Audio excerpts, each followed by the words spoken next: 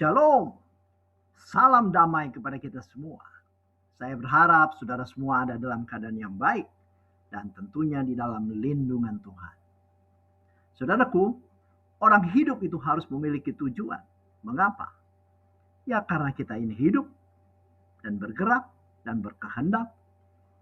Jika orang yang hidup tidak memiliki tujuan, maka arah hidupnya menjadi ngawur dan tidak memiliki arah yang jelas. Seperti kapal yang mau berlayar, maka yang ditetapkan lebih dahulu adalah tujuannya. Mau ke titik mana, mau ke lokasi mana kapal akan berlayar. Setelah itu arah kapal akan disesuaikan dengan tujuan kemana kapal akan berlayar. Apakah arah utara, apakah arah selatan, atau lainnya yang mengarah ke lokasi tujuan. Demikian juga hidup orang Kristen. Kita memiliki tujuan hidup karena kita hidup, bernapas, bergerak, dan berkehendak. Dan kita mau bertumbuh dan berbuah. Saat ini kita akan melihat hal-hal utama berdasarkan firman Tuhan. Apa saja tujuan hidup orang Kristen. Saudaraku, mari kita melihat firman Tuhan di dalam Matius 22 ayat 36 sampai 40. Murid-murid berkata, "Guru, hukum manakah yang terutama di dalam hukum Taurat?" Dan jawab Yesus kepadanya, "Kasihilah Tuhan Allahmu dengan segenap hatimu, dan dengan segenap jiwamu, dan dengan segenap akal budimu. Itulah hukum yang terutama dan yang pertama. Dan hukum yang kedua yang sama dengan itu ialah, kasihilah sesamamu manusia seperti dirimu sendiri. Pada kedua hukum inilah tergantung seluruh hukum Taurat dan kitab para nabi." Dari firman Tuhan yang kita baca, dari sudut pandang hukum utama, tujuan orang Kristen yang utama terbagi dua. Yang pertama, mengasihi Tuhan Allah dengan segenap hati, segenap jiwa, dan segenap akal budi.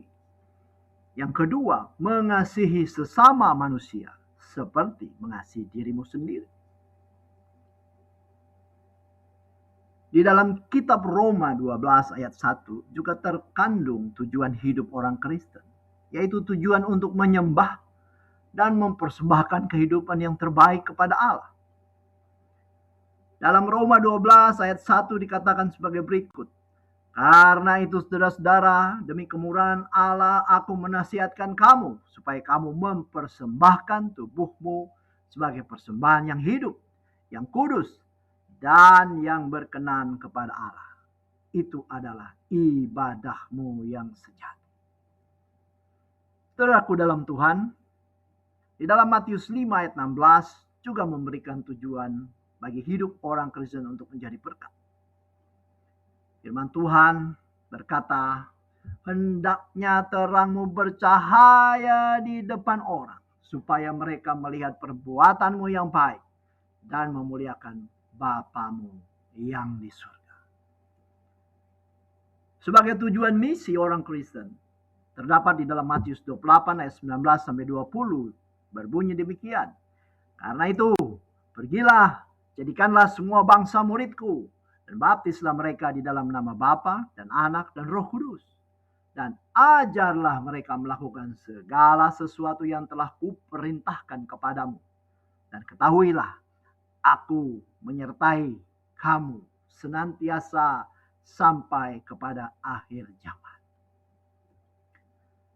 Saudaraku dalam iman, sebagai kesimpulan, kami menyampaikan kembali tujuan hidup orang Kristen, yaitu yang pertama, mengasihi Tuhan Allah.